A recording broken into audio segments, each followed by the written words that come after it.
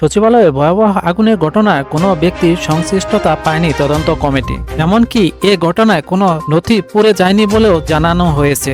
মঙ্গলবার সন্ধ্যায় সচিবালয়ে আগুনের ঘটনায় প্রাথমিক তদন্ত প্রতিবেদন প্রধান উপদেষ্টার কাছে জমা দেওয়ার পর এ তথ্য জানান তদন্ত কমিটির প্রধান ও স্বরাষ্ট্র মন্ত্রণালয়ের সিনিয়র সচিব নাসিমুল গনি। তিনি বলেন, সচিবালয়ে লুজ কালেকশন থেকে আগুনের সূত্রপাত, এতে কোনো ব্যক্তির সংশ্লিষ্টতা পাওয়া যায়নি। এ ঘটনায় কোনো নথি পুড়ে যায়নি, ক্ষতিগ্রস্ত হয়নি, পাশাপাশি ভাঙতে হবে না ক্ষতিগ্রস্ত ভবনও। তদন্ত কমিটির সদস্য ব্রিগেডিয়ার জেনারেল মাহবুব হাসান বলেন, পুড়ে যাওয়া ফ্লোরগুলোতে কোনো ধরনের বিস্ফোরক পাওয়া যায়নি। ডগ স্কোয়াড দিয়ে সার্চ করানো হয়েছে। ফায়ার সার্ভিস থেকে যে নমুনা পাওয়া গেছে তাতে কোনো ধরনের বিস্ফোরক পাওয়া যায়নি। ফায়ার সার্ভিসের মহাপরিচালক ব্রিগেডিয়ার জেনারেল মোহাম্মদ জাহেদ কামাল বলেন, করিডোরে আগুন থাকায় নেভাতে দেরি হয়েছে। কলা পসিবল গেট থাকার তা কেটে ভেতরে ঢুকতে হয়েছে।